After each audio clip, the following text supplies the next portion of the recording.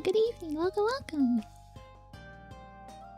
How's it going? Welcome. I hope you guys are doing good on this Tuesday night. Hello Liam, hello Green, hello Jesse, hello Lee, hello Xer. I don't speak Japanese, I'm sorry, but welcome. Hello Vance, hello Gatetsu, hello Hannah, hello Duel, hello Dammit. I'm just waking up. Yeah, I did take a nap. I will admit I did take a nap. Welcome Renata, welcome. Hello Centurion, hello, Tallow, welcome.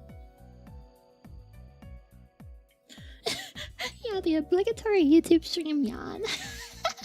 It wouldn't be a YouTube stream without it, very true. Hello, Kario, welcome. Alright, so today we're gonna be discussing we're gonna be talking about okay, I've been practicing how to pronounce his name. But my Russian is not very good. I will admit it. My Russian is it's not quite up to snuff. It really isn't. But we're gonna be discussing Dostoevsky. I think I did it. Maybe. I promise I've been practicing, but my Russian ain't so good. It's not that great. But yeah, welcome Adriana, welcome Mastermind, welcome. Hello Tahoe, welcome. But yeah, he's a really good author. I wouldn't say he's my favorite Russian literature author because Chekhov is so good, but Dostoevsky is also very, very good. He's very, very good. He's very, very I really subscribe to his way of thinking. I really think. I think he has a very admirable school of thought that he tends that he kind of showcases in his works. Dostoevsky, yeah, he's definitely S tier. That's very true. All right, so I did prepare a PowerPoint. I hope it won't bore you guys to death, but it's entertainment. You should be falling asleep, you know. So yeah. I'm sorry. I'm very nervous, by the way. I did read a Chekhov story. I read a bit of War number 9. Wait, was it number 6? I think it's number 9. I always forget the name. I always forget the number, but yeah. Me as teacher. Yeah, it's English teacher time. Wow. Okay, so let me pull up the PowerPoint real quick. I think in the future I definitely want to do a PowerPoint on Chekhov as well. Yeah, I'm feeling very mouthish. That's a very good way of putting it, yeah. Alright. Let me go over here. No, I did not put any animations though. I didn't put any animations. There's no transitions. It's a very bland PowerPoint. I apologize in advance. However, I did put word art. I think the word art is very cool. So, this is my presentation on Dostoevsky. He's a Russian literature. He did a bunch of novels, short stories. He also wrote philosophy. He wrote essays, journals, and just a lot of writing. Just a ton of writing. But yeah, I chose this picture because he looks very, very dapper here. He has a very, very nice beard. I'm sorry. I'm honestly very nervous, but I'm doing my best. Okay. Okay.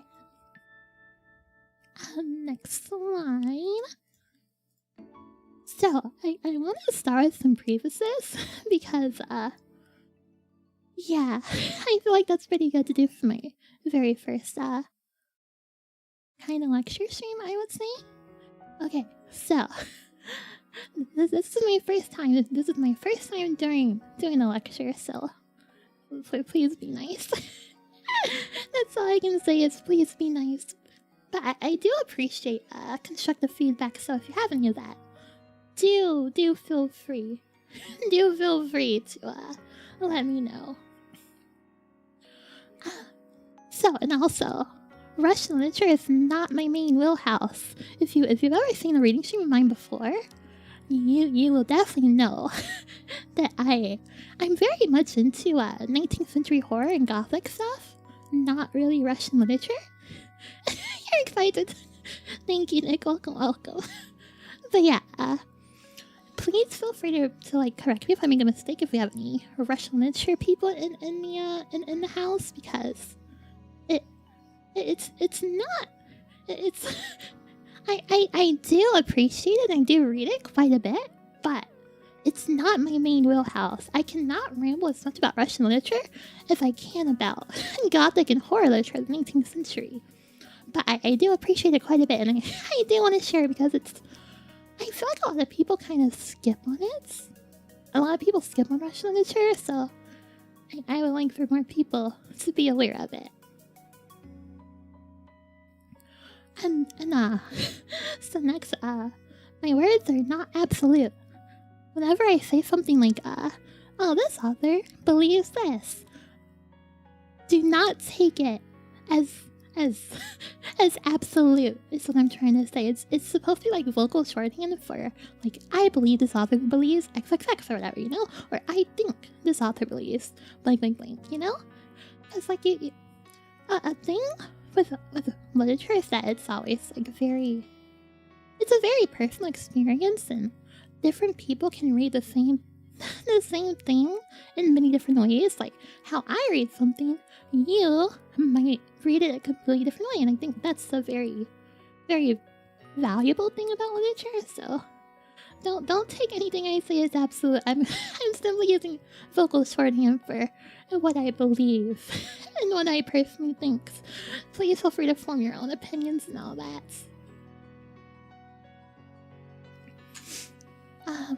And also, so Dostoevsky is very, very involved with philosophy.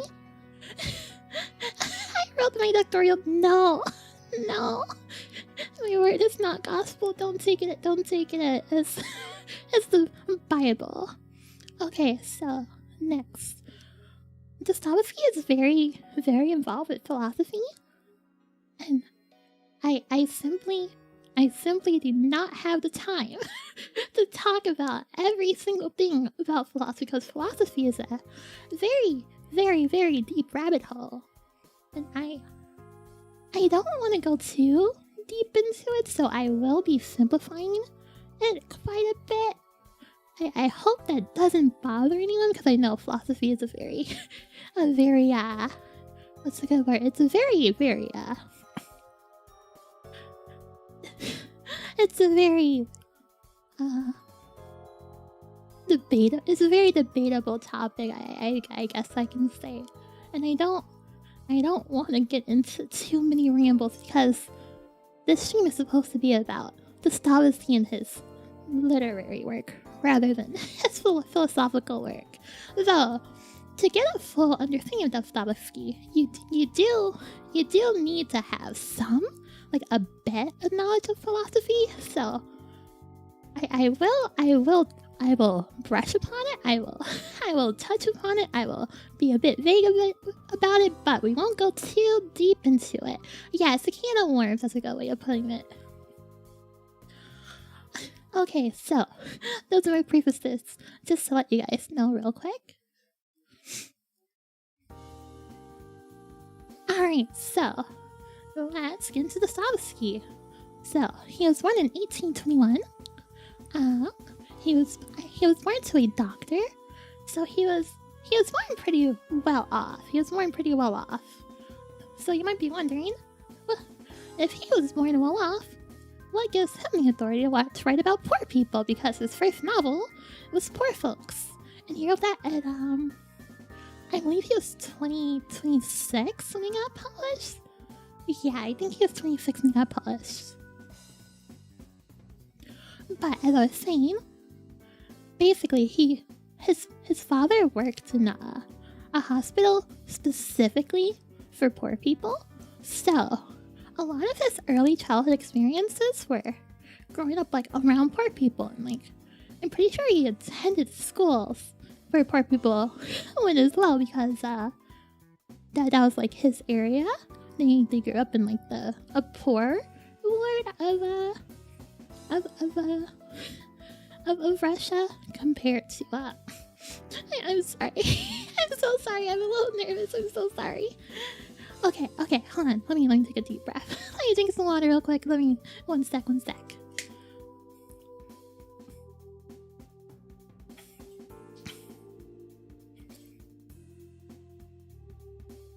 Okay, alright, I've taken my deep breath. I've drank some water. Okay, so he grew up in a more poor ward of Russia, despite being pretty well off, thanks to his father being a doctor. So a lot of his experiences were shaped by poor people. So I feel like Poor Folks is a really good novel. I haven't read it in a few years, but I would say it's pretty good. I would say that you should probably check it out. So he grew up to be a military engineer. He didn't really enjoy it very much because he wanted to do literature. He was very much not a math and science type person. Kind of like me. if you really think about it, it's kind of like me. He wasn't really a math and science type person. He was really more into the arts, as anecdotal evidence would showcase. Because when his parents forced him to get into the military stuff, and like there's a lot of anecdotal. That's such a hard word to say. There's a bunch of anecdotal evidence that shows that he was just not super into it. Like he did it, but he was just he got very frustrated, and his peers could definitely tell, because he would take it out on them sometimes. He would get very, very upset about it all. Yeah, that's definitely a word that you're right. You don't say anecdotal. So he actually got exiled from Serbia for reading banned works such as Lewd, which was obviously banned in Serbia for being, I believe the officials thought it was radical. It was radical stuff. What's the right word? It was radical. I'm so sorry. My brain is just blanking on every single word. It was radical propaganda. There we go. It was radical propaganda. So he got exiled from Serbia. He served 4 years of exile. He then served some more for his military service, and as you can probably assume, these experiences kind of shaped his works and beliefs. And during this entire time, he worked on his, what most people consider to be his magnum opus, Crime and Punishment. And like before all of this, he had been a very hard nihilist. He was very much subscribed to the thought that nothing matters, you know? He was subscribed to, I can do kind of whatever I want because nothing matters. But afterwards, he became pretty critical of nihilism, which I think it's really interesting, because I feel like most people would feel like, oh, you would do the opposite, you know, like you'd be very optimistic after experience, like before an experience like this, but then after he became a non-nihilist. He became pretty optimistic. Like I feel like the story when I read Night definitely kind of showcases just how optimistic he can be, in my opinion. He's someone who definitely believes in the good of all people. I feel like that's kind of undeniable. And welcome Jordan, welcome. And thank you Renan, thank you. Welcome Smile, welcome. Okay, let's see. Next. So, his major work is Crime and Punishment, as I said. It's arguably one of the most influential pieces of Russian literature. Like all Russian literature, because I really like Crime and Punishment. It's really, really well written. It's basically about like a poor and sickly man who commits a crime. He kills his pawnbroker and his own sister. He believed that the money he could get from it would cancel out his crime if he did enough good deeds afterwards with it. Like I forget exactly what he wanted to do, but he had good plans for it.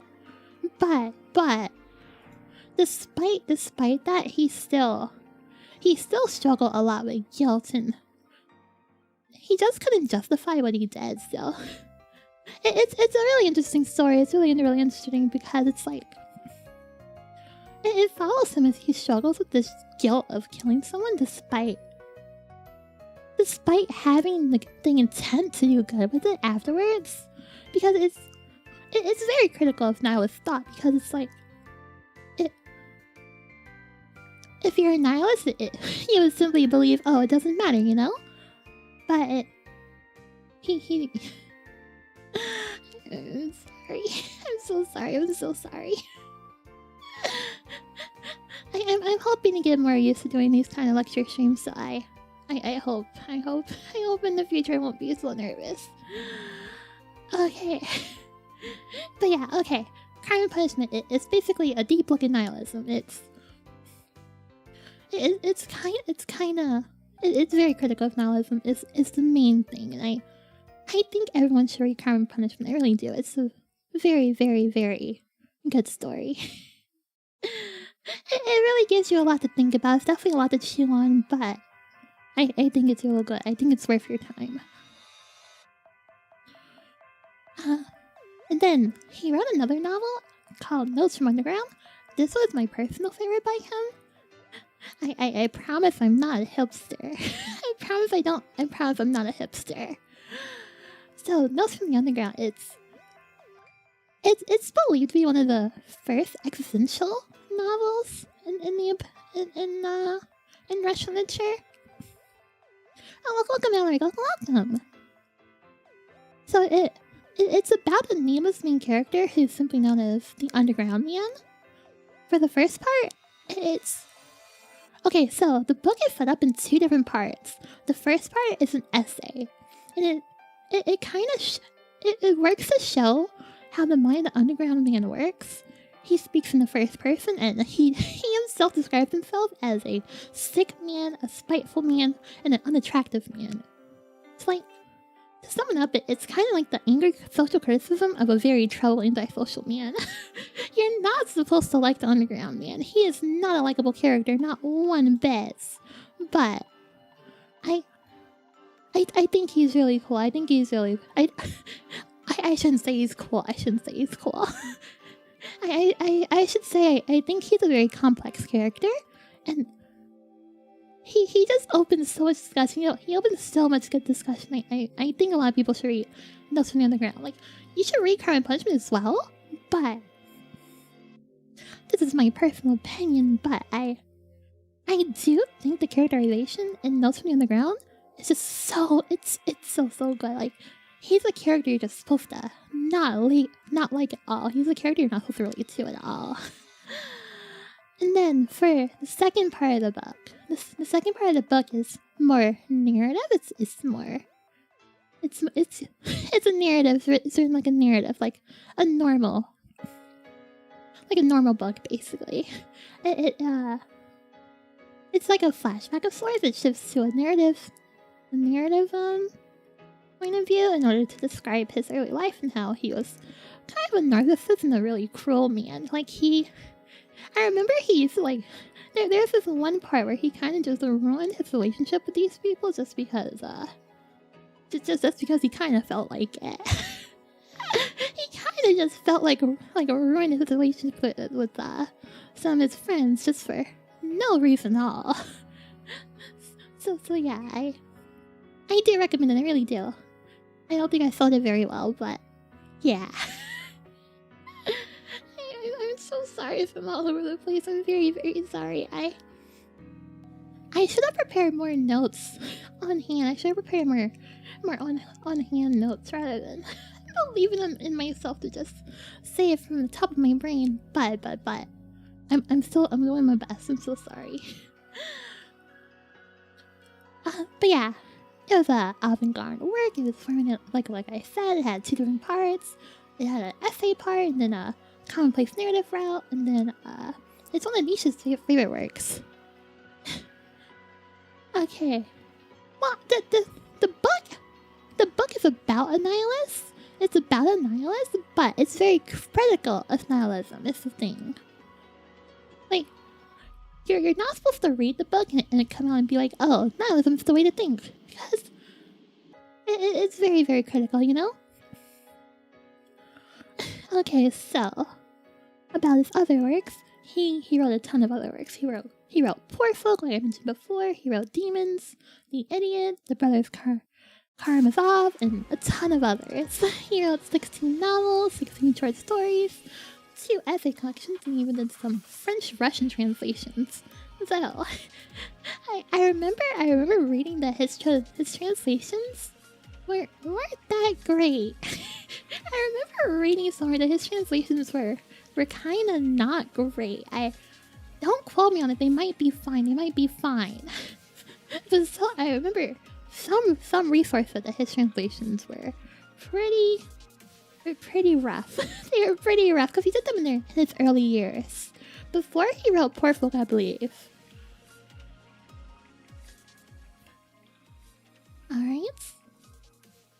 So, next slide. So tonight we'll be reading The Dream of a Ridiculous Man. It's probably my favorite short story by him. Yeah. And I have a quote here regarding it because it's my favorite quote. I will read it. I have beheld it, and know that people can be happy and beautiful without losing their ability to live on Earth. I will not and cannot believe that evil is the normal condition among men. And yet, they all laugh at this fate of mine. But how can I help believing it? I really love this quote because it's really just about the innate good of people, and I think it's really important to believe in people being good. I really do. It's kind of naive, but it's like, if you don't believe in the innate good of people, you're just gonna be kind of negative, you know?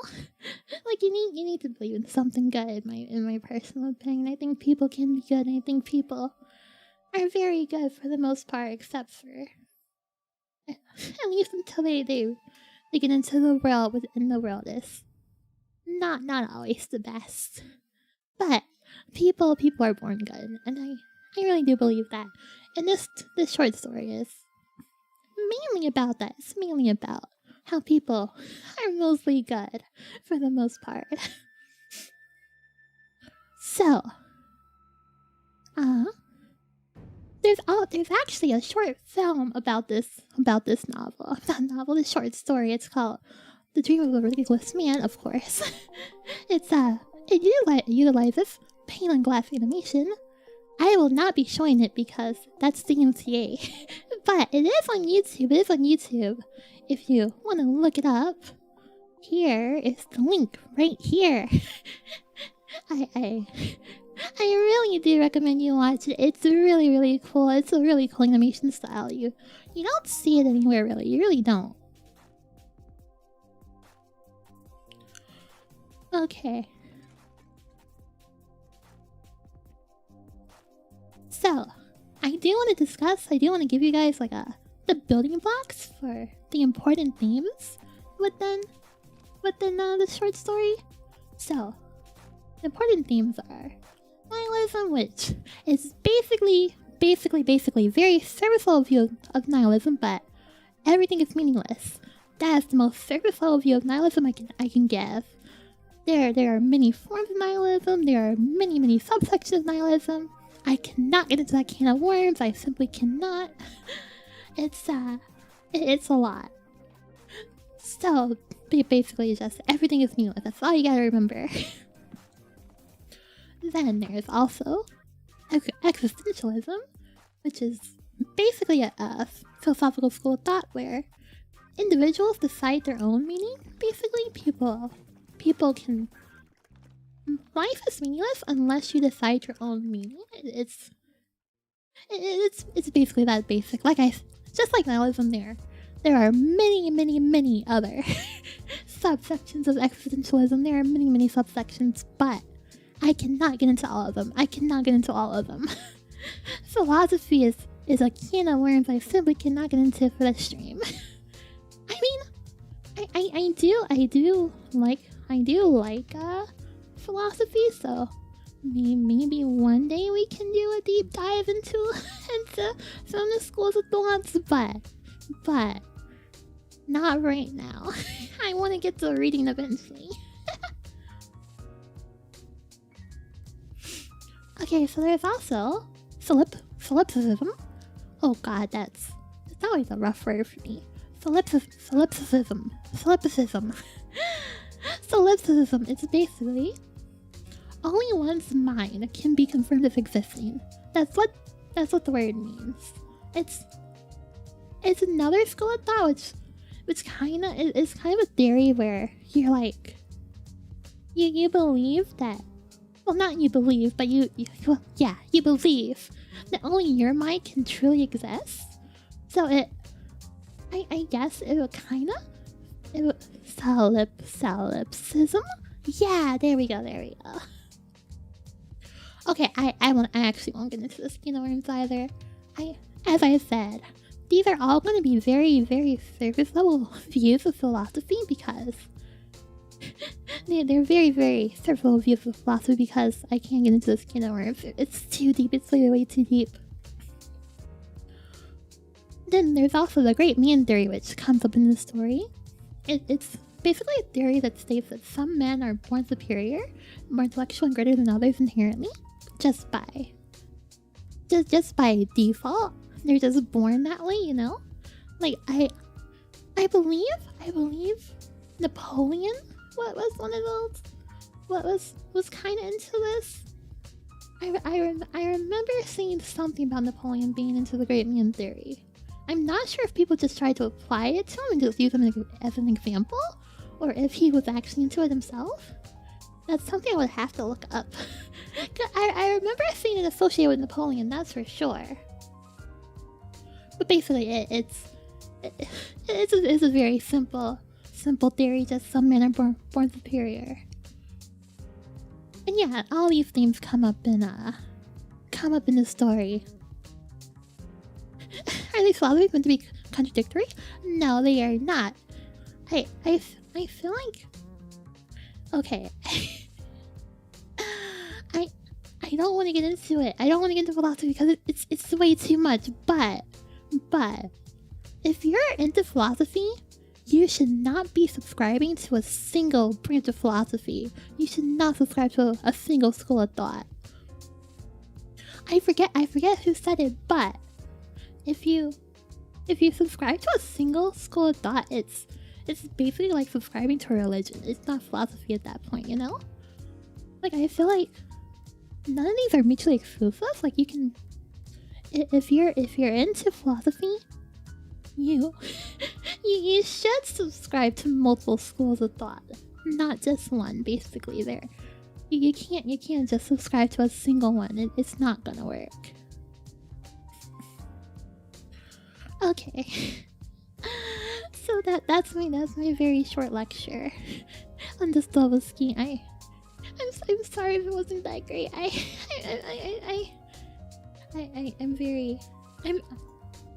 did my best, but I feel like I should have put it together.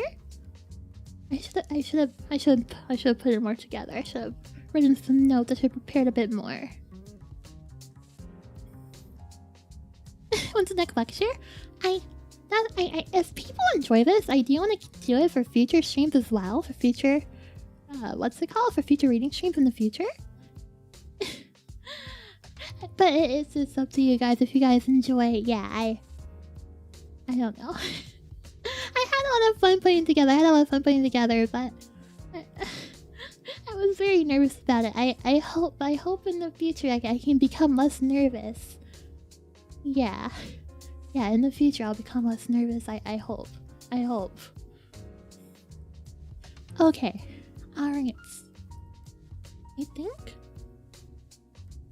Okay. I think we can go over to the story now. Let me just pull it up real quick. You want more philosophy? Alright. We can do more philosophy in the future for sure. Oh, welcome, Kiki. Welcome. Yeah, thank you. I'm glad you enjoyed it. Thank you. Alright. Is this gonna be on the test? Yes, it will be on the test. I hope you took notes. Alright, so let me put the story real quick. Give me one moment.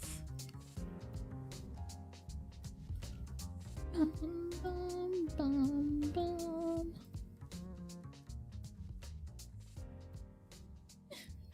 Thank you, Mega Sombra. Thank you. Alright. I think I'm gonna go to the 4-3 for this. I believe that'll probably be better. Just to fit in the box correctly. Okay, let's switch overlays real quick.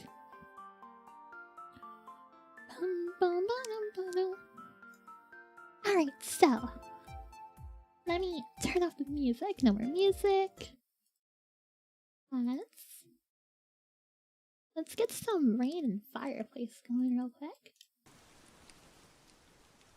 Oh. This is too loud. I hope it's not too loud. Let's see, let me look at my OBS. Yeah, it looks like a pretty good volume, I believe. Nihilism is seen through Sonic 06. Oh, I do wonder if I should do these kind of streams on YouTube or Twitch. I think Twitch is... I mean, yeah, I think YouTube's probably better for this kind of stuff. But anyway. Let's get to the reading part. Let's get to the reading portion real quick. Welcome, Navigator. Welcome. Alright, so... This is The Dream of a Ridiculous Man by Fyodor Dostoevsky.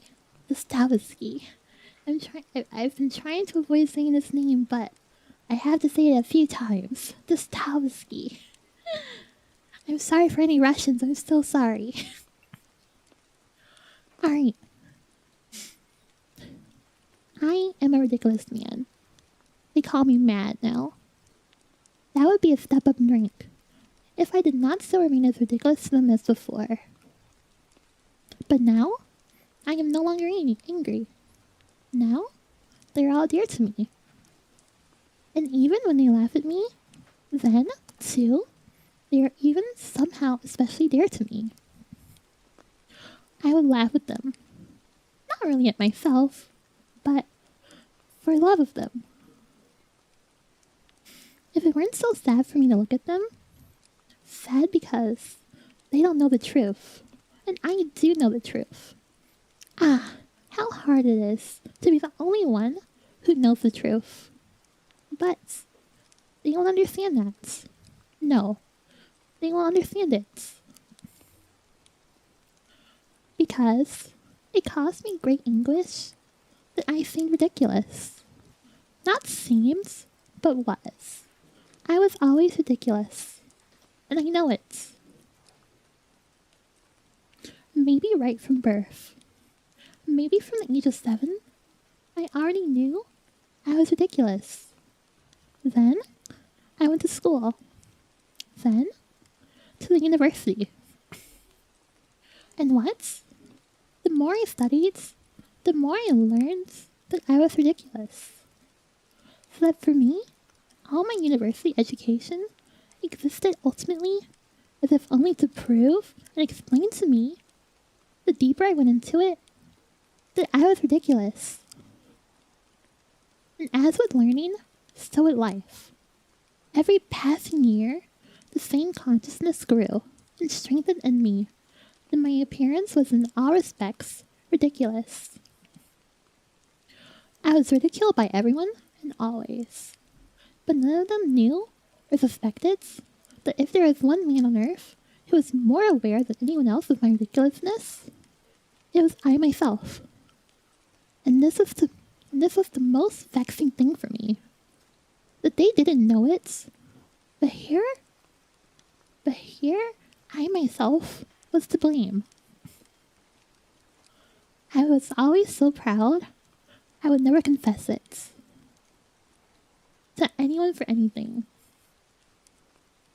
This pride grew in me over the years, and if it had so happened that I allowed myself to confess to anyone at all that I was ridiculous, I think that same evening I'd have blown my head off with a revolver. Oh, how I suffered in my youth over being unable to help myself and suddenly somehow confessing it to my comrades.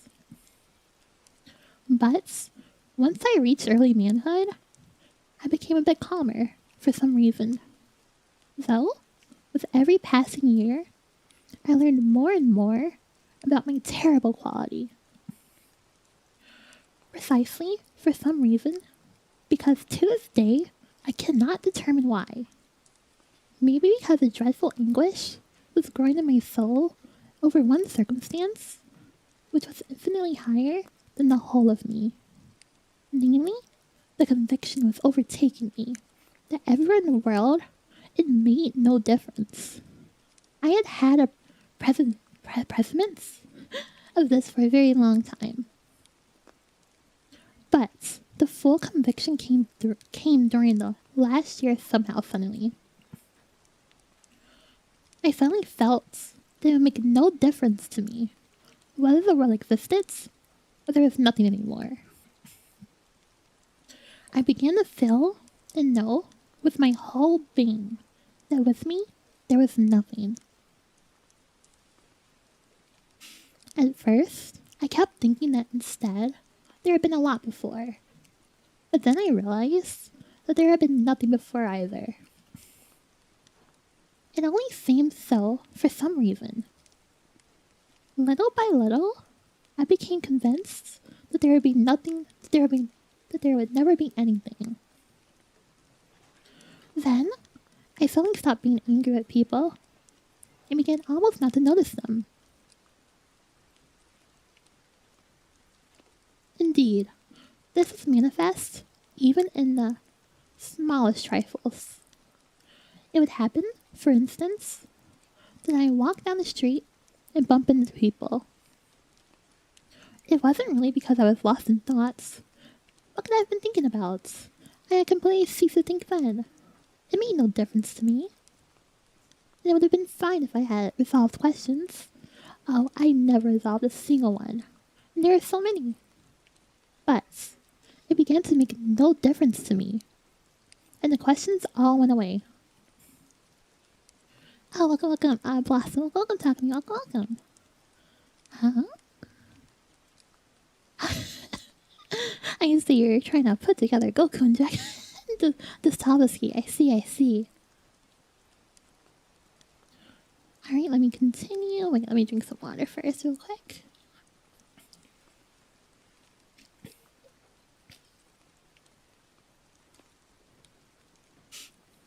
And then, after that, I learned the truth. I learned the truth last November. Precisely on the 3rd of November.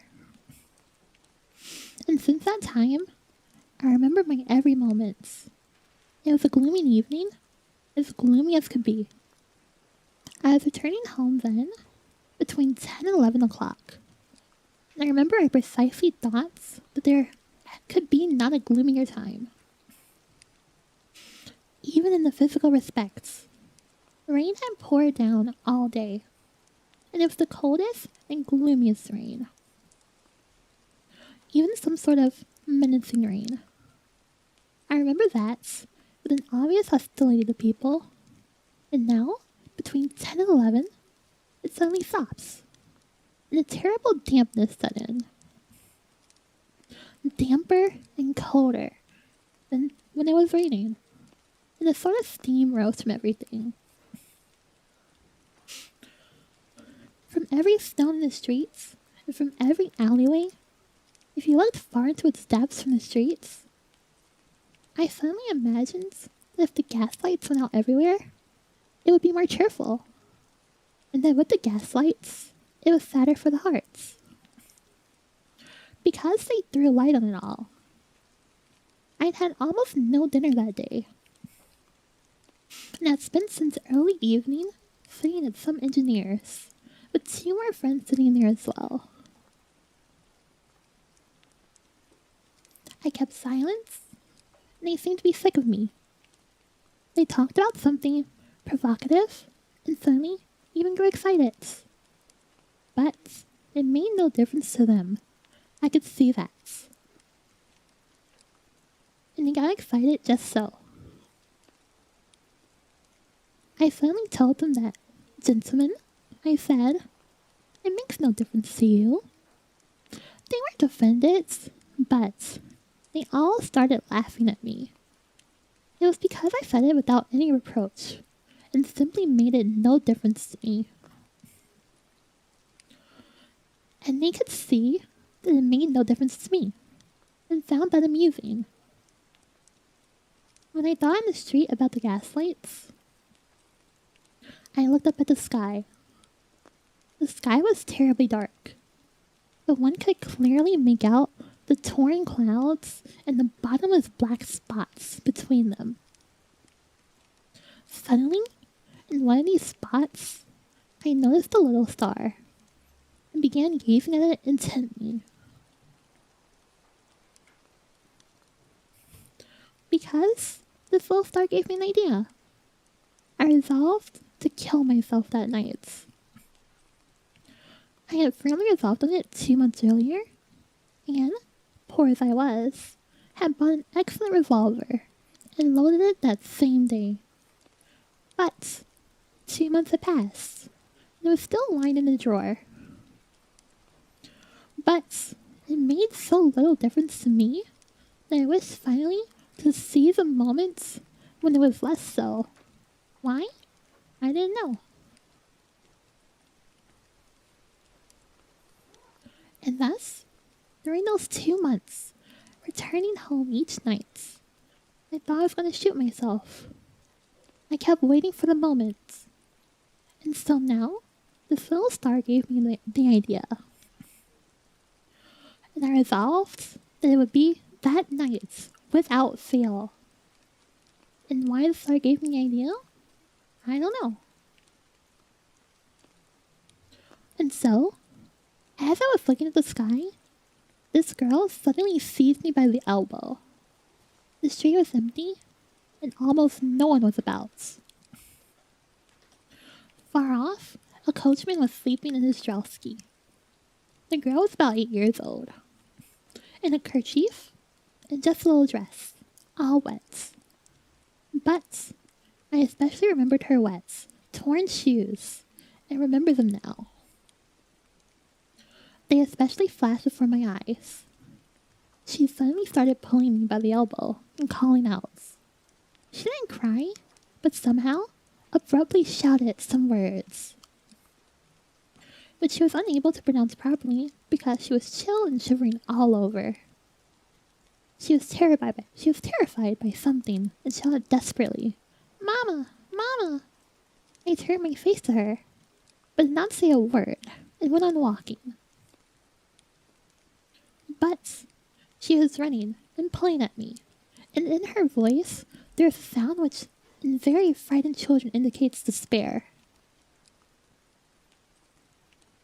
I know that sound. Though she did not speak all the words out, I understood that her mother was dying somewhere, or something had happened with them there, and she had run out to call someone, to find something so as to help her mother. But I did not go with her, and, on the contrary, suddenly had the idea of chasing her away. First I told her to go find a policeman, but she suddenly pressed her hands together and, sobbing, choking, kept running beside me and wouldn't leave me. It was then that I stamped my feet at her and shouted, She only cried out, "Mister! Mister!" But suddenly she dropped me and ran headlong across the streets. Some other passerby appeared there, and she apparently rushed from me to him.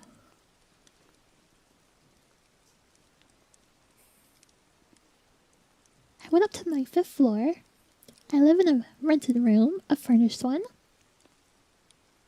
It's a poor and small room, with a half-round garret window. I have an oilcloth sofa, and a table with books on it, 2 chairs, and an armchair, as old can be, but a Voltaire one. I sat down, lighted a candle, and began to think. Next door, in another room, behind a partition, there's a bed lamp. It had been going on for 2 days. A retired captain lived there, and he had guests. Some 6 scurvy fellows, drinking vodka and playing blackjack with used cards. The previous night, they had a fight. And I know the 2 of them had pulled each other's hair for a long time. The landlady wanted to lodge a complaint, but she's terribly afraid of the captain. The only other tenants in our furnished rooms are a small, thin lady, an army wife, and out-of-towner, with 3 small children who had already fallen ill in our rooms. She and her children are afraid of the captain to the point of fainting, and spend whole nights trembling and crossing themselves. The smallest child had some sort of fit from fear. This captain, I know for certain, sometimes stops into any kind of service, yet, strangely, this is what I've been driving at. In the whole month that he had been living with us, the captain had never aroused any vexation in me. Of course, I avoided making his acquaintance from the very start, and he himself got bored with me from the first. Yet, no matter how they shouted, behind their partition, and however many there were, it never made any difference to me. I sit the whole night and don't really hear them. So far do I forget about them. I don't sleep at night until dawn, and that for a year now. I sit all night at the table and armchair and do nothing. I read books only during the day. I sit and don't even think. Just so some thoughts wander about and I let them go. A whole candle burns down overnight. I quietly sat down at the table, took out the revolver, and placed it in front of me.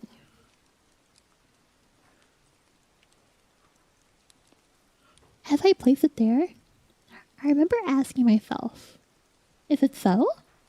and answering myself quite affirmatively, "It is." Meaning, I would shoot myself. I knew that I would shoot myself that night for certain, but how long I would stay sitting at the table before then, that I did not know. And of course, I would have shot myself if it hadn't been for that girl. Hold on, let me take a very quick sip of water real quick, 1 sec.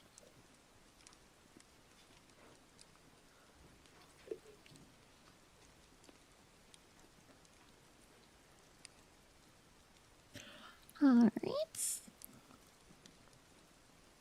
You see, though it made no difference to me, I did still feel pain. For instance, if someone hit me, I would feel pain. The same in the moral respects.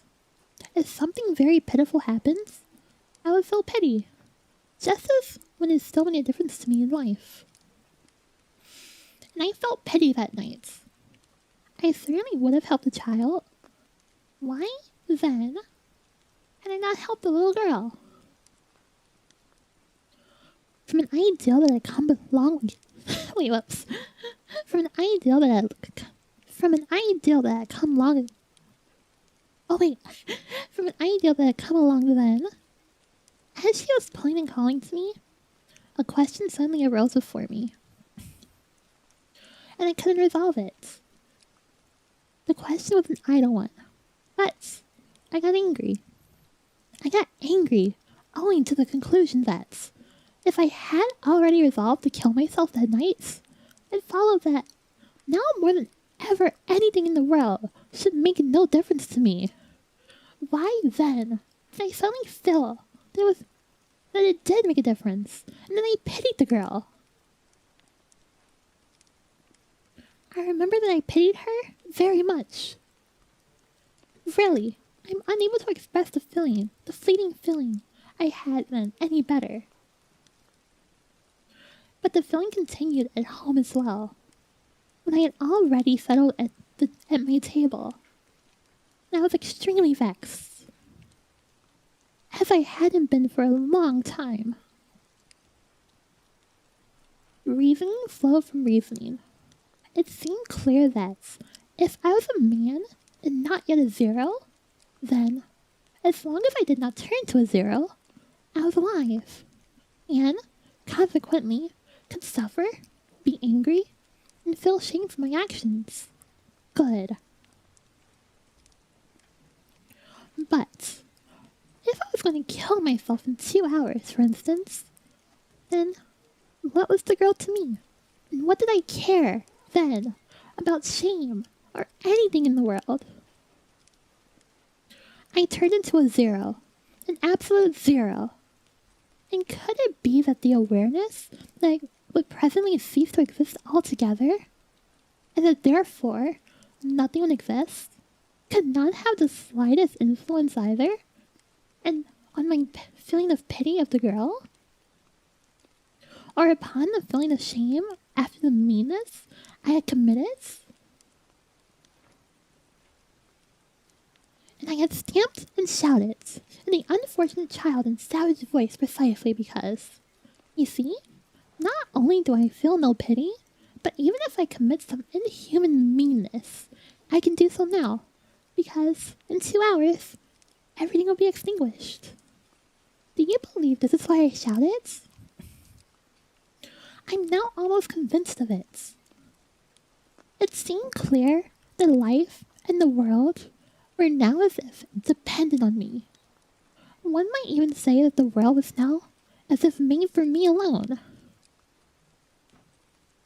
I'd shoot myself, and there would be no more world, at least for me. Not to mention that maybe there would indeed be nothing for anyone after me. And that as soon as my consciousness was extinguished, the whole world would be extinguished at once. Like a phantom, like a mere accessory of my consciousness, it would be done away with. For maybe all this world and all these people were just myself alone. I remember that, sitting and reasoning, I turned all these new questions, which came crowding one after another, even in quite a different direction, and invented something quite new. For instance, there suddenly came to me a strange consideration that if I had once lived on the moon or on Mars, and had committed some of the most shameful and dishonorable act there, such as can only be imagined, and have been abused and dishonored for it, as one can only perhaps feel and imagine in a dream, a nightmare, and if ending up later on Earth, I pretend. I'm so sorry. I got tripped up. Oops. I continued to preserve an awareness of what I had done on the other planets, and knew at the same time that I would never ever return there. Then, looking from the Earth to the Moon, would I never ever return there then? Looking from the Earth to the Moon? Would it make any difference to me or not? Would I feel shame for that act or not? The questions were idle and superfluous, since the result was already lying in front of me. And I knew with my whole being that this was certain to be. But they excited me, and I was getting furious. It was as if I couldn't die now without first resolving something. In short, this girl saved me. Because with the questions, I postponed the shots. Meanwhile, everything was quieting down at the captains. They had ended their card game and were settling down to sleep, rumbly and lazily finishing their squabbles. Comcast? Oh no. Hello, am I still alive? Oh no. Okay, it looks like my bit rate has recovered. Hi, did it flash out for a moment? I think it did. I hope we're still here. Okay, I'm still alive. Okay, very cool. Okay. Okay. Alright, very cool. Yeah, I do want to do a bit of a break in between chapters to catch up with chat, but we're probably not going to do too many question and answer stuff just because I am limited to about 2 hours, so I can't break too much. But if you guys do want to discuss, I will catch up on chat in between the chapters. Let me drink some water real quick. This impromptu break. 1 sec. Welcome, Lucy. Welcome. It's pretty good. Very, very nihilistic.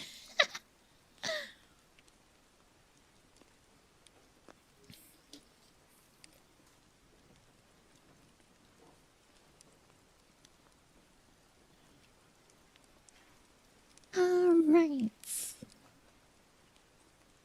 Welcome, Kaneki. Welcome. Where were we? I'll start here. It was then that I finally fell asleep. Something that had never happened to me before. At the table, in the armchair. I fell asleep quite imperceptibly to myself. Dreams, as is known, are extremely strange. One thing is pictured with the most terrible clarity, with a jeweler's thoroughness in the finish of its details, and over other things you skip as if without noticing them at all. For instance, over space and time. Dreams apparently proceed not from reason, but from desire. Oh, see you. Welcome, Genesis. Welcome.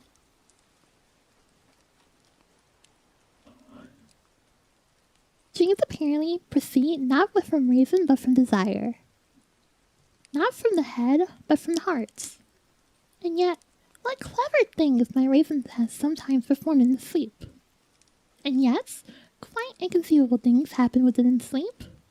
My brother, for instance, died 5 years ago.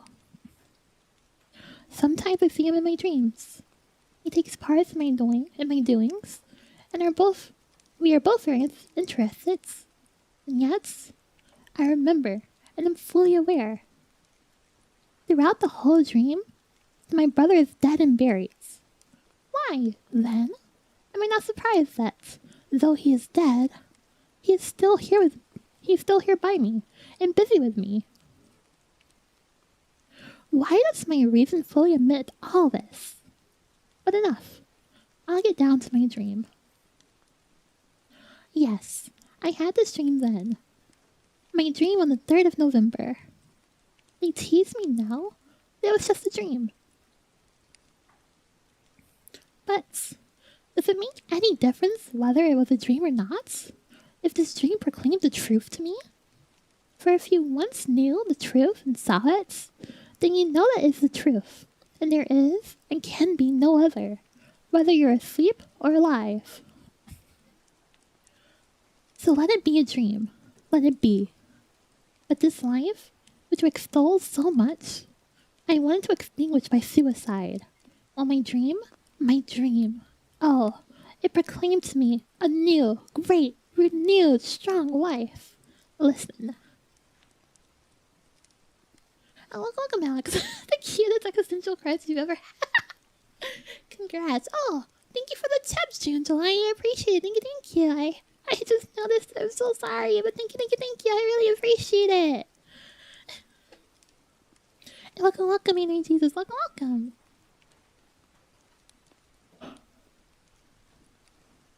Hold on, let me drink some water for this little chapter break here.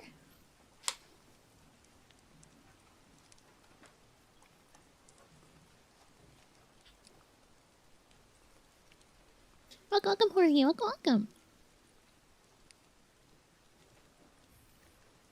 But yeah, dreams are very interesting. They're very interesting.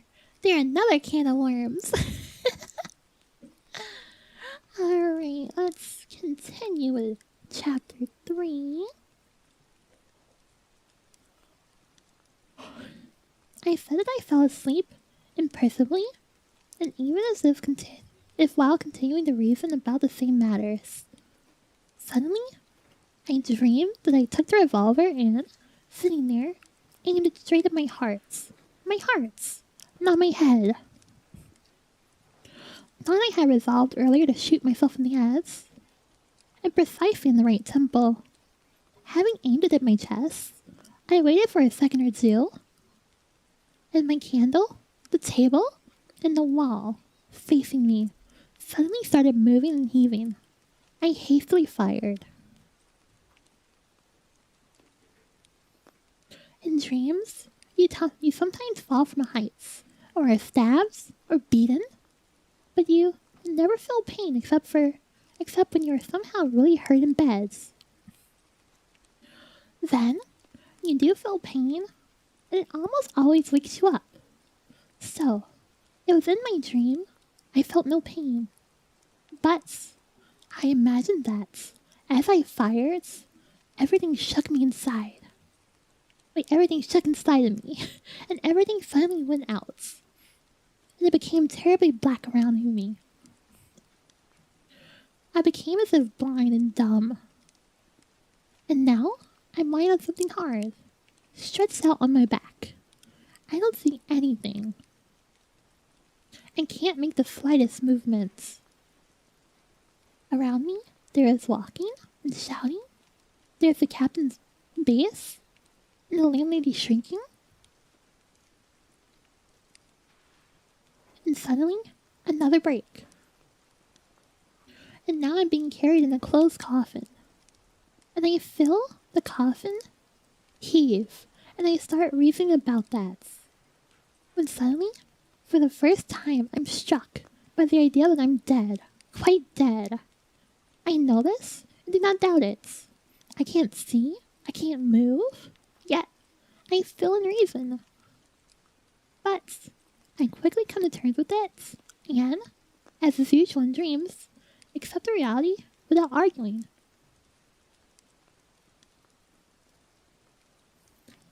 Welcome, Franco. Welcome.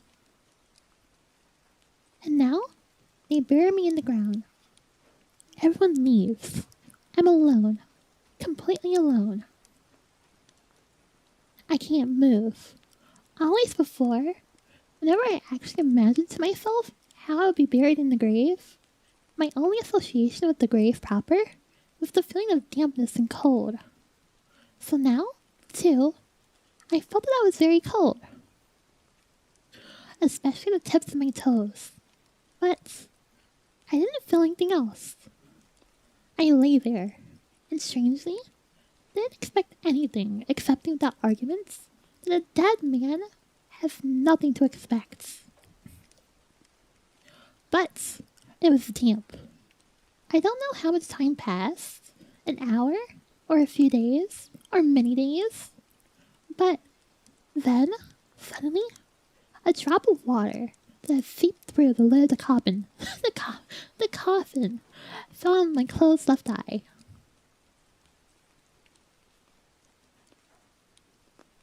Another followed it in a minute, then a third a minute later, and so on and so on. With a minute's interval, a deep indignation suddenly blazed up in my heart, and suddenly I felt physical pain in it.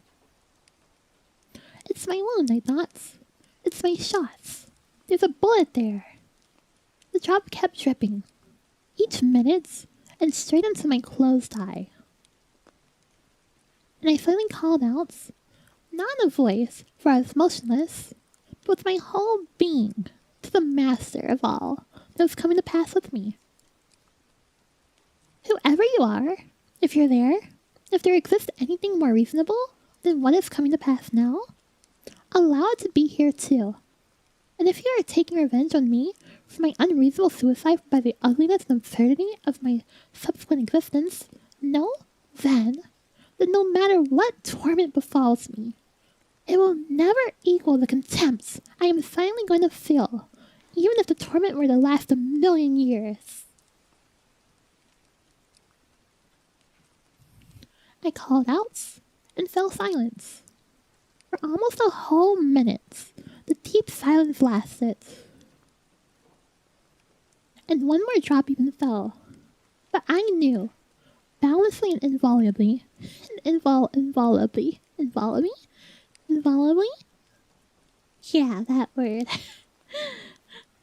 I knew and believed that everything was certain to change presently. And then, suddenly, my grave gapped wide. That is, I don't know whether it was opened and dug up, but I was taken by some dark being unknown to me, and we found ourselves in space. I suddenly could see again. It was deep night, and never has there been such darkness. We were rushing through space, far from Earth. I did not ask the one carrying me about anything. I waited and was proud.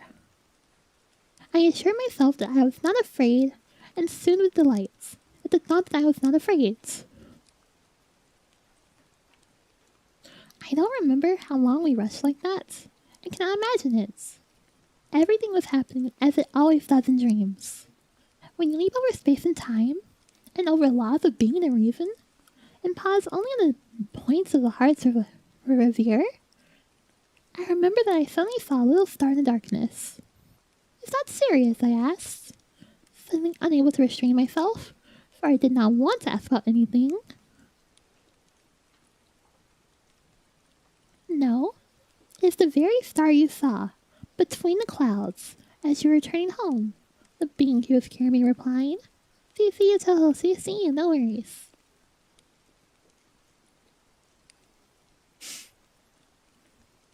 I knew that it had as if a human countenance. Strangely, I did not like this being. I even felt a deep revulsion. I had expected complete non-existence, and with that had shot myself in the heart. And here I am, in the hands of a being, not a human one. Of course, but who is? Who exists? Ah, so there is life beyond the grave. I thought with the strange light-mindedness of dreams, but the essence of my heart remained with me in all of its death. And if I must be again, I thought, and live again according to someone's ineluctable will. That's a very difficult word, I'm so sorry. Ineluctable will. I don't want to be defeated and humiliated. You know, I'm afraid of you, and you despise me for it, I said suddenly to my companion, unable to hold back the humiliating question, which contained a confession. And feeling my humiliation like the prick of a needle in my heart, he did not answer my question, but I suddenly felt that I was not despised or laughed at, and not even pitied, and that our journey had an unknown and mysterious purpose which concerned me alone. Fear was growing in my heart. Something was being communicated to me, mutely but tormentedly, from my silent companion. And is penetrating me. We were rushing through dark and unknown spaces. I had long ceased to see constellations rushing through dark and unknown spaces. Wait, what's... I accidentally messed up. Oops. I had long ceased to see constellations familiar to the eye. I knew that in the heavenly spaces there were stars whose light reached the earth only after thousands or millions of years. Maybe we were already flying through those spaces. I awaited something in terrible anguish that wrung my heart, and suddenly, the call of some highly familiar feeling shook me. I suddenly saw our sun. I knew it could not be our sun, which had generated our Earth, and that we were at an infinite distance from our sun. But, for some reason, I recognized with my whole being that it was absolutely the same as our sun. Its replica and double. The call of a sweet feeling sounded delightfully in my soul. The native power of lights, the same light that gave birth to me, echoed in my heart and resurrected it. And I felt life, the former life, for the first time after my grave. But if this is the sun, if this is absolutely the same as our sun, I cried out, then where's the earth? And my companion pointed to the little star that shone in the darkness with an emerald brilliance. We are rushing toward her. I get you, so I was going to be next Tuesday. Yep. And are such replicas really possible in the universe? Is that really the law of nature? And if that is the Earth there, is it really the same as our Earth? Absolutely the same? Unfortunate, poor, but dear and eternally beloved, giving birth to the same tormenting love for herself, even to her most ungrateful children? I cried out, shaken with an irresponsible, rapturous love for that former native Earth I had abandoned. The image of the poor girl whom I had offended flashed before me.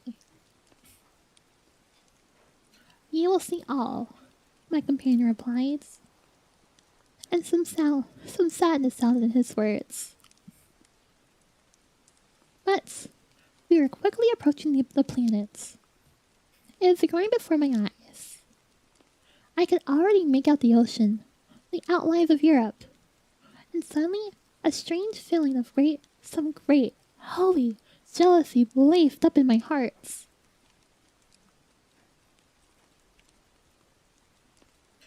How can there be such a replica? And what for? I can love, only the earth I left, where the stains of my blood were left, when I, the ungrateful one, extinguished my life with a shot in the heart. But never, never did I cease to love that earth. And even on that night, as I was parting from her, I perhaps loved her more tormentedly than ever before. Is there suffering on this new earth? On our earth we can love truly only with suffering and through suffering. We're unable to love otherwise, and we know no other love. I want suffering in order to love. I thirst to kiss this very minute, pouring out tears, that one earth alone which I left. And I do not accept life on any other. Welcome, Flynn. Welcome, me, Lord. Welcome. But my companion had already left me. Suddenly, as if quite imperceptibly, I came to stand on this other earth, in the bright light of a sunny day, lovely as paradise. I was standing, it seems, on one of those islands which on our earth make up the Greek archipelago. I was somewhere on the coast of the mainland adjacent to that archipelago, Oh, everything was exactly as with us, but seemed everywhere to radiate some festivity and a great, holy, and finally attained triumph. The gentle emeralds sea. Wait, oh, there's a typo. Whoops. The gentle emerald sea splashed softly against the shores and kissed them with love. Plain, visible, almost conscious. Tall, beautiful trees stood in the luxury of their flowering, and their numberless leaves, I was convinced, greeted me with their soft, gentle sound, as if uttering words of love. The grass glittered with bright, fragrant flowers. Flocks of birds flew about in the air, and fearless of me, landed on my shoulders and arms, joyfully beating me with their dear, fluttering wings. And finally, I got to see and know the people of that happy earth.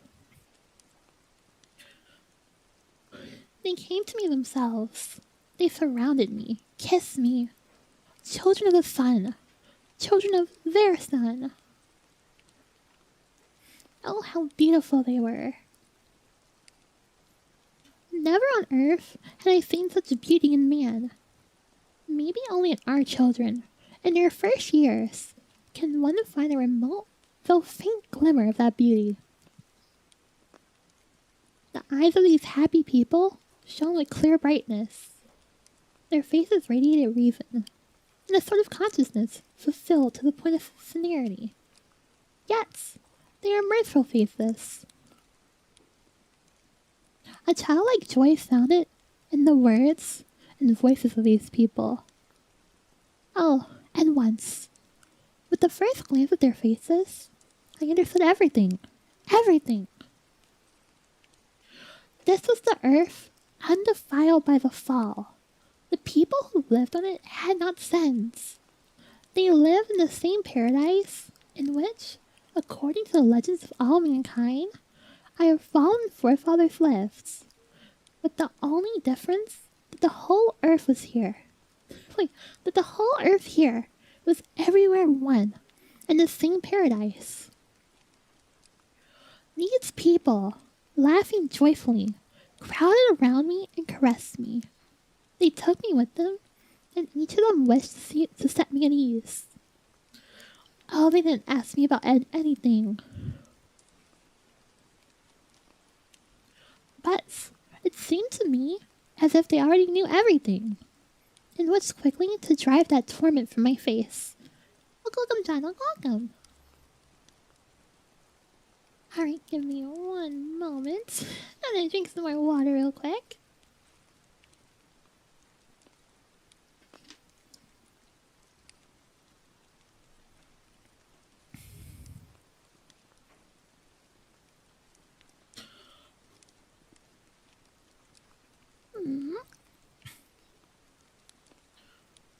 Let's see.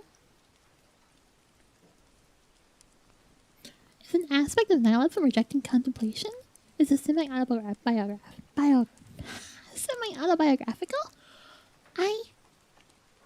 I'm not sure if I can say it's semi-autobiographical because, as I said, you can't really get into the mind of an author. It's kind of futile to try to read their mind, in my personal opinion. But I do think an aspect of some nihilism can be rejecting contemplation. I do think that's kind of possible for sure. But it definitely depends on the subsect of nihilism you're trying to talk about, because as I said, there are many different subsects of nihilism. Hold on, let me drink some more water actually. I'm so sorry, my voice is getting very dry.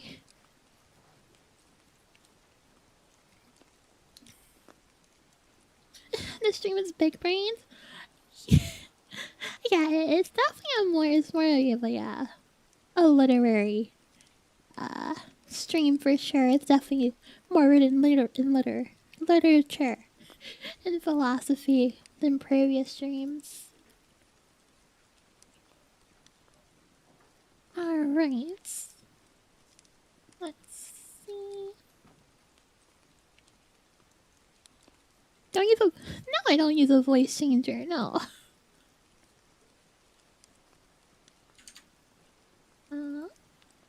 I feel like people give a lot of a lot of credit to voice changers. They're not as updated as people think they are. They're not able to mask a voice completely.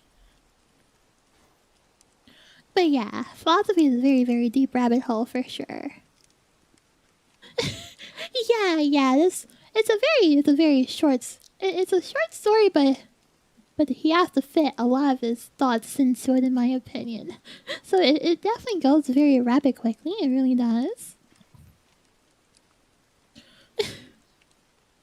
Alright. All these mental arguments were all meaningless. So that's kind of nihilistic in and of itself, Shannara.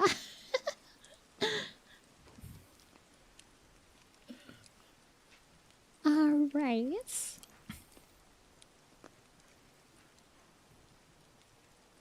Let's continue with chapter 4. You see, once again, well, let it only be a dream. But the feeling of love from these innocent and beautiful people remained in me ever after. And I feel that their love pours upon me from there even now. I thought of myself. I knew them. I was convinced. I loved them. I suffered for them afterward. Oh, I at once understood, even then, that in many ways, I would never understand them. To me, a modern Russian, progressive, and vile Petersburger, it seemed insoluble. For instance, that they, while knowing so much, did not have our science. But I soon realized that their knowledge was fulfilled and nourished by different insights than on Earth. And that their aspirations were also quite different. They did not wish for anything, and were at peace. They did not aspire to be a knowledge of life as we do, because their life was fulfilled. But their knowledge was deeper and loftier than our science. For our science seeks to explain what life is and aspires to comprehend it, in order to teach others to live. But they know how to live even without science. And I understood that, but I cannot understand their knowledge. They pointed out their truth to me, and I cannot understand the extent of love with which they looked at them, as if they were talking with creatures of their own kind. And you know, perhaps, I wouldn't be mistaken if I said that they did talk to them. Yes, they had found their language. I'm convinced that the trees understood them.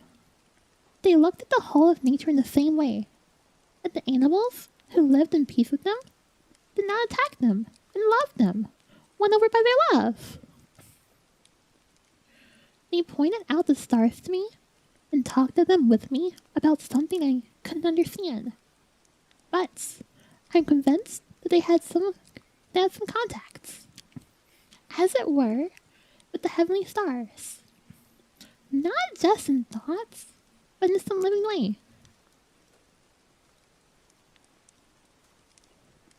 Oh, these people did not even try to make me understand them. They loved me even without that. But, on the other hand, I knew that they would also never understand me. And therefore, I hardly ever spoke to them about our Earth. I only kissed before them that Earth on which they lived, and wordlessly adored them. Because they loved much themselves. They did not suffer for me, when sometimes in tears I kissed their feet, joyfully knowing at heart with what force of love they respond to me. At times, I ask myself in astonishment, how could they manage, all this while, and not to insult a man such as I, and never once provoke in a man such as I any feeling of jealousy or envy? Many times I ask myself how I, a braggart and a liar, could manage not to speak to them about my knowledge. Which they, of course, had no notion. Not to wish to astonish them with it, if only out of love for them. They were frisky and gay as children. They wandered through their beautiful groves and forests. They sang their beautiful songs. They ate their light foods, fruit from their trees, honey from their forests, and milk from the animals who loved them. For their food and clothing, they labored little and but lightly. There was love among them, and children were born. But I never observed in them any impulses of that cruel sensuality that overtakes almost everyone on our earth. Each and every one, and is the only source of almost all the sins of our mankind. They rejoiced in the children they had as new partakers of their bliss. Among them, there was no quarreling or jealousy. They did not even understand what it meant. Their children were everyone's children, because they all constituted one family. They had almost no illnesses, though there was death.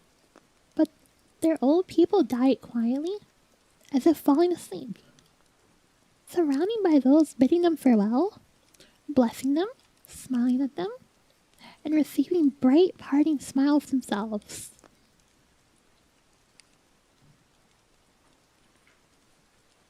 I saw no sorrow or tears at that. There was only one love increase, as if to the point of rapture. But a rapture that was calm, fulfilled, contemplative. One might think they were in touch with their dead, even after their death, and that the earthly union between them was not interrupted by death. They barely understood me when I asked them about eternal life, but they were apparently so convinced of it unconsciously that it did not constitute a question for them.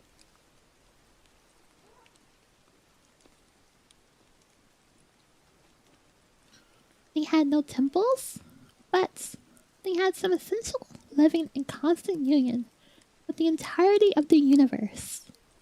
They had no faith, but instead had a firm knowledge that when their earthly joy was fulfilled to the limits of earthly nature, there would then come for them, both for the living and for the dead, a still greater expansion of their contract with the entirety of the universe. They waited for this moment with joy, but without haste, without suffering over it, but as if already having it in the presages of their hearts, which they conveyed to one another. In the evenings, before going to bed, they liked to sing in balanced, harmonious choruses.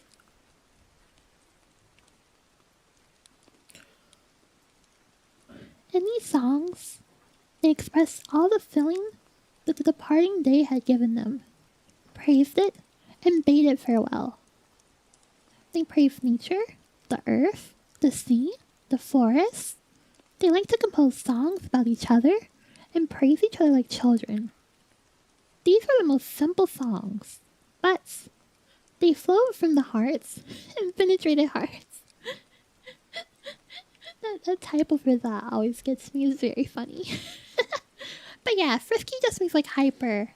It does have connotations in present time, but back then it kind of just meant hyper, like wow, excitable, wow, you know. And not in songs only, but it seemed they spent their whole life only in admiring each other.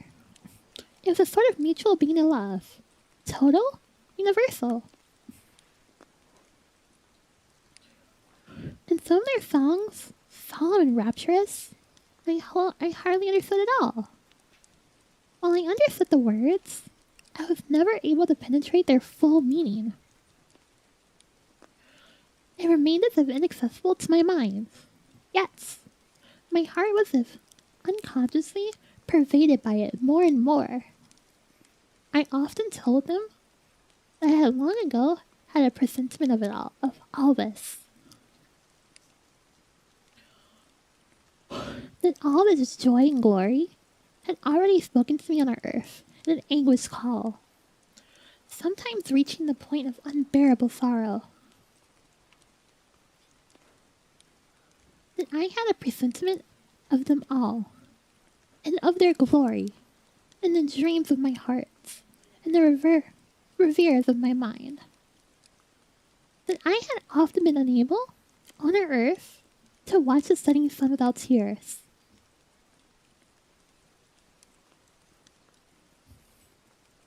That the hatred of the people of our earth always contained anguish.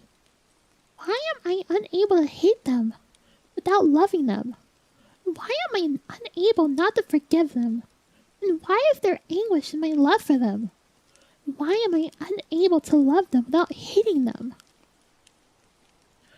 They listened to me, and I saw that they could not imagine what I was talking about. But I did not regret talking to them about it. I knew they understood all the intensity of my anguish for those whom I had abandoned. Yes, when they look at me with their dear eyes pervaded by love, when I felt that in their presence my heart, too, became as innocent and truthful as theirs, I did not regret understanding them. The feeling of the fullness of life took my breath away, and I silently worshipped them. Oh, welcome, Pretty. Welcome, Joy. Welcome. Oh, everyone laughs in my face now, and assures me that even in dreams, one cannot see such details as I'm now telling. That in my dream, I saw or felt only a certain sensation generated by my own heart and delirium, and that I invented the details when I woke up. And when I disclosed to them that perhaps it was actually so, God, what laughter they threw in my face, and what fun they had at my expense. Oh yes, of course, I was overcome just by the sensation of the dream. And it alone survived in the bloody wound of my heart. Yet, the real images and forms of my dream, that is, those that I actually saw at the time of my dreaming, were fulfilled so harmoniously, they were so enchanting and beautiful and so true, that having awakened, I was, of course, unable to embody them in our weak words. So, that they must have been as if effaced in my mind, and therefore, indeed, perhaps I myself unconsciously was forced to invent the details afterward. And of course, distorted them, especially with my so passionate desire to hurry and tell them at least somehow. And yet, how can I not believe that it was all really real? And was, perhaps, 1,000 times better, brighter, and more joyful than I'm telling. Let it be a dream. Still, it all could not be but. You know, I'll tell you a secret. Perhaps it wasn't a dream at all. For here, a certain thing happens. Something so terribly true that it couldn't have been imagined in a dream. Let my dream have been generated by my heart, but was my heart alone capable of generating the terrible truth that happened to me afterwards? How could I myself invent or imagine it in my heart? Can it be that my paltry heart and Capricious? Capricus, I think that's it. I'm not sure. Insignificant mind were able to rise to such a revelation of the truth? Oh, judge for yourselves. I've concealed it so far, but now I'll finish telling this truth as well. The thing was that I corrupted them all. Caprice? Caprice? Like Capri Sun? Capricious? Yeah, whatever. You know what I mean.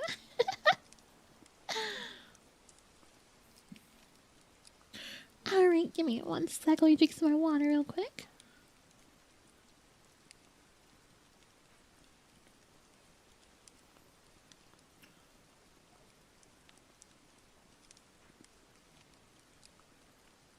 No worries.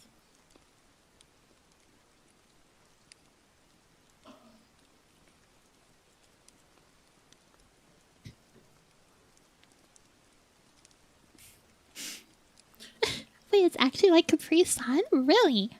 Wait, I do want to hear it now. I'm very curious. Hold on, let me put in a pronunciator real quick. Pronounce. Capricious. Oh, capricious. Oh, I see. Thank you, capricious. I have learned.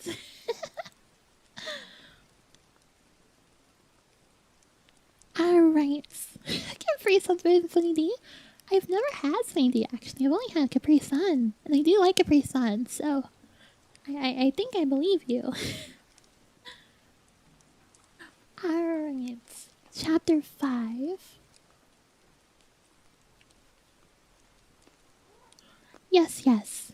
It ended with me corrupting them all. How it could have happened, I don't know. But I remember it clearly. The dream flew through thousands of years and left in me just a sense of the whole. I know only that the cause of the fall was I. Like a foul trichinna? Like a foul trichinna? Like an atom of plague infecting the whole of countries? So, I infected that whole happy and previously sinless earth with myself.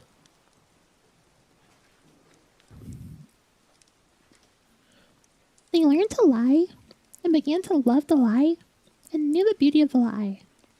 Oh, maybe it started innocently, with a joke, with coquetry, with amorous play, maybe indeed with an atom. But this atom of lie penetrated their hearts, and they liked it. Then sensuality was quickly born. Sensuality generated jealousy, and jealousy, cruelty. Oh, I don't know. I don't remember. But soon, very soon, the first blood was shed. They were astonished and horrified. Began to part, to separate. Alliances appeared, but against each other now. Rebukes, reproaches began. They knew shame, and shame was made into a virtue. The notion of honor was born, and each alliance raised its own banner. They began tormenting animals, and the animals withdrew from them into the forest and became their enemies. There began the struggle for separation, for isolation, for the personal, for mine and yours. They started speaking different languages. They knew sorrow and came to love sorrow. They thirsted for suffering and said the truth is attained only through suffering. Then science appeared among them. When they became wicked, they began to talk of brotherhood and the humanists and understood these ideas.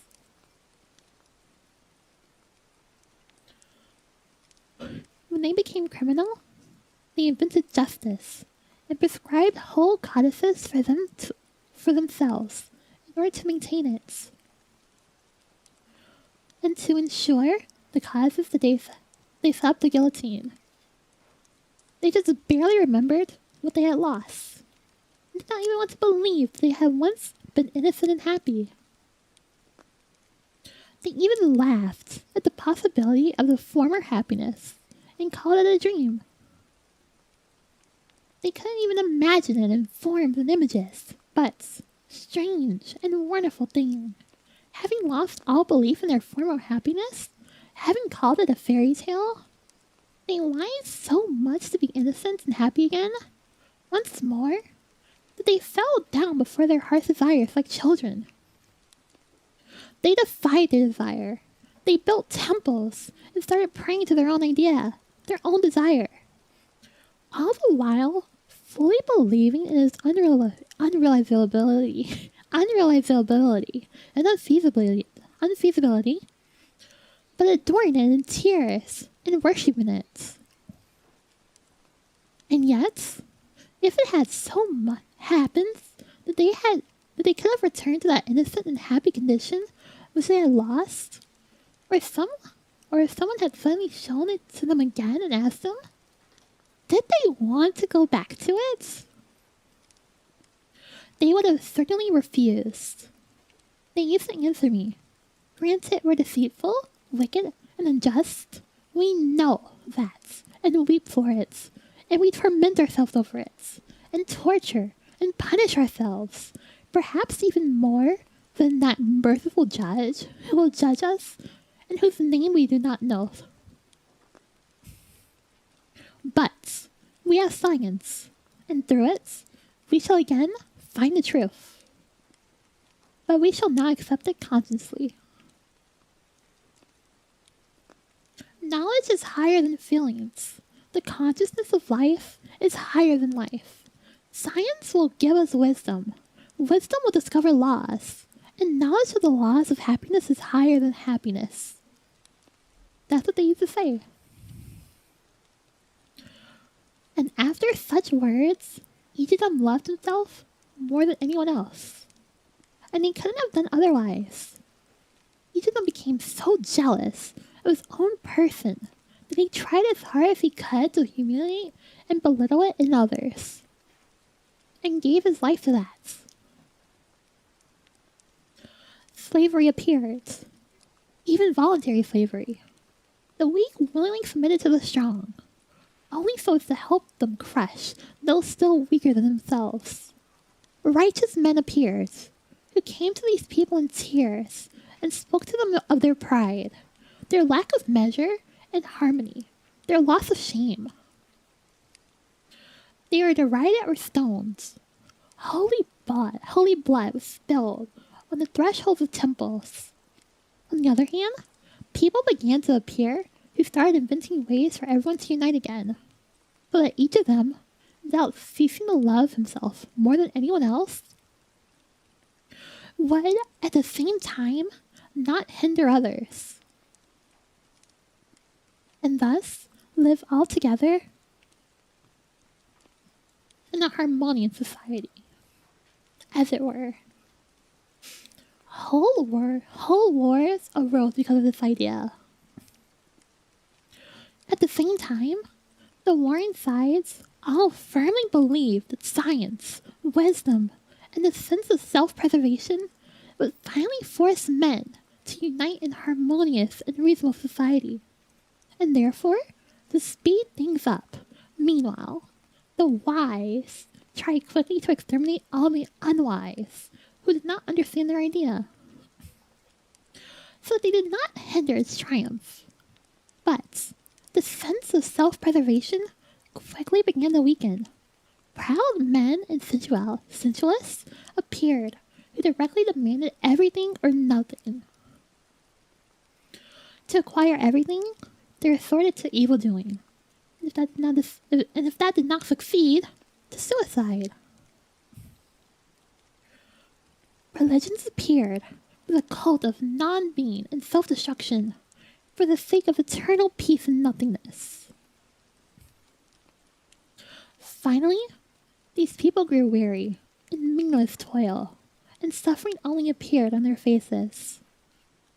And these people proclaimed that suffering is beauty. For only in suffering is there thoughts. They sing suffering in their songs. I walked among them, wringing my hands, and wept over them. But I loved them, perhaps still, more than before. When there is as yet no suffering in their faces, and they are as innocent and so beautiful, I loved their defiled earth still more than when it had been a paradise, only because grief had appeared on it. Alas, I had always loved grief and sorrow, but only for myself, while over them I wept, pitying them. I stretched out my arms to them in despair, accusing, cursing, and despising myself. I told them that I alone had done it all. That it was I who had brought them depravity, infection, and the lie. I beseeched them to crucify me on the cross. I taught them how to make a cross. I couldn't. I hadn't the strength to kill myself, but I wanted to take the suffering from them. I longed for suffering. I longed to shed my blood to the last drop in the suffering. But they just laughed at me, and in the end, began to consider me some sort of holy fool. They vindicated me. They said they had received only what they themselves had wanted, that everything could not be as it was. Finally, they announced to me that I was becoming dangerous for them, and that they would put me in a madhouse if I didn't keep quiet. Here, sorrow entered my soul with such force that my heart was wrung, and I felt I was going to die. And here I woke up.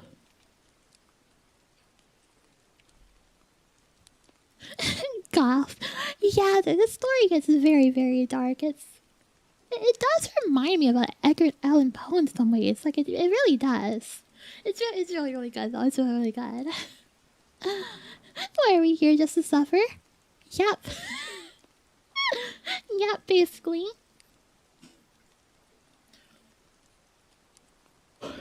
It was already morning. That is, not light yet. But it was about 6 o'clock. I came to my senses in the same armchair. My candle had burned all the way down. Everyone was asleep at the captain's. And around me was a silence rare in our apartments. First of all, I jumped up, extremely surprised. Nothing like that had ever happened to me, even down to trifling little details. For instance, never had I fallen asleep in my armchair like that. Here, suddenly, while I was standing and coming to my senses, suddenly a revolver flashed before me, ready, loaded. But I instantly pushed it away from me. Oh, life now. I lifted my arms and called out to the eternal truth. Did not call out, but wept. Rapture, boundless rapture, elevated my whole being. Yes, life and preaching. I decided on preaching that same moment. And of course, for the rest of my life, I'm going out to preach. I want to preach. What? The truth. For I saw it with my own eyes, all its glory. And so, since then, I've been preaching. What's more, I love those who laugh at me more than all the rest. Why that's so? I don't know, I can't explain. But let it be so. They say I'm already getting confused now. That is, if I'm already so confused now, how will it be later?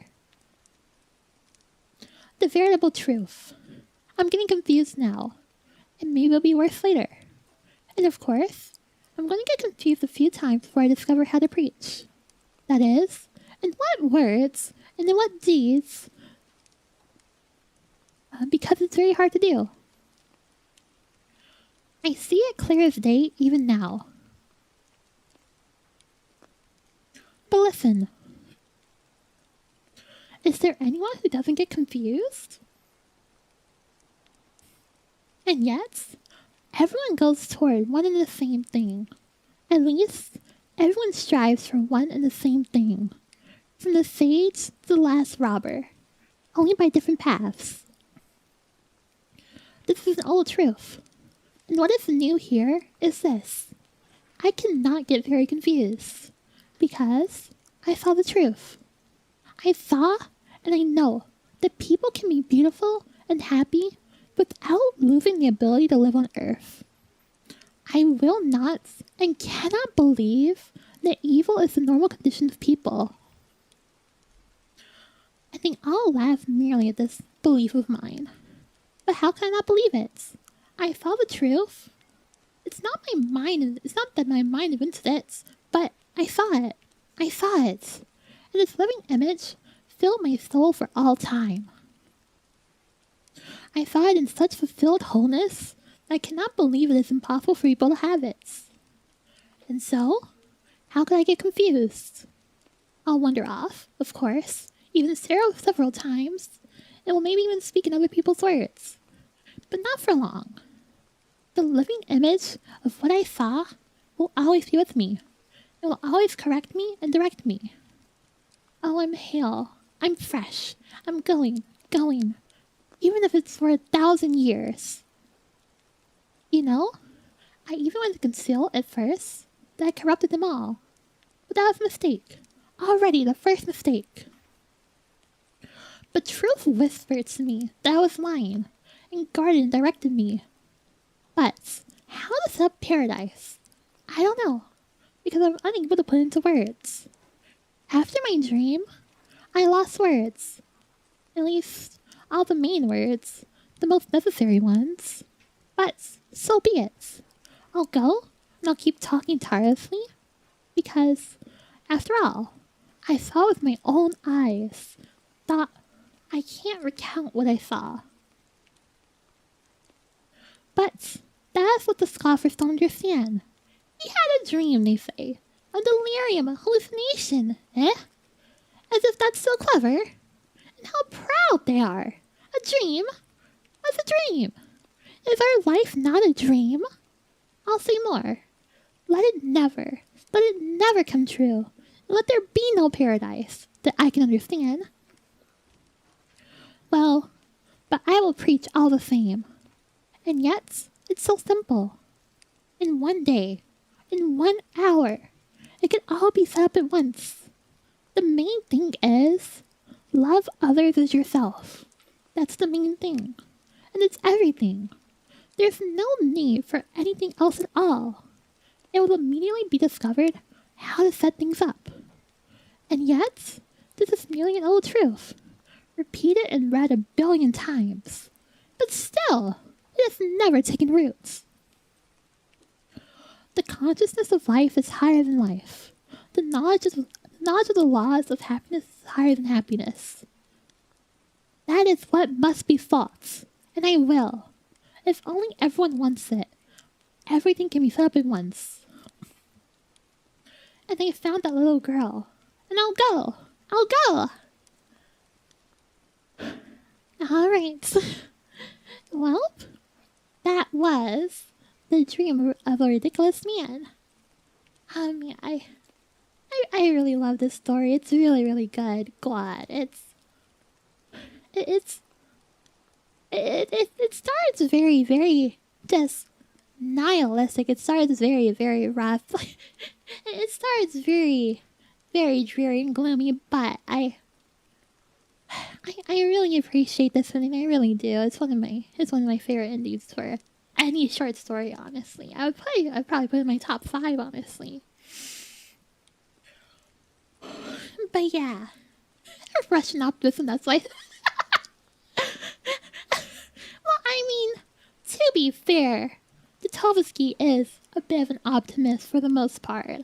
He writes a lot of nihilist stuff, but I don't know, I personally feel like it can be read as more criticism of nihilism rather than him being a nihilist himself. Like, I feel like it's satire when he writes nihilist stuff. That's just my personal opinion. That's just how I read. That's how I read Dostoevsky. I think he's I think he's a person who really believes in I really believe he's a person who believes in the innate goodness of other people. I really do. You think Andy's trying to mock nihilism? Or the opposite? I feel like he is mocking nihilism. I feel like he is. Though I guess you can read it like this because I do think some of his word choices can be lended to that reading of it, where it's kind of trying to mock being too optimistic. Because it's kind of like what was the story? Oh god, I forget the name of the book. I forget the name of the book. Oh my god, it was the first novel.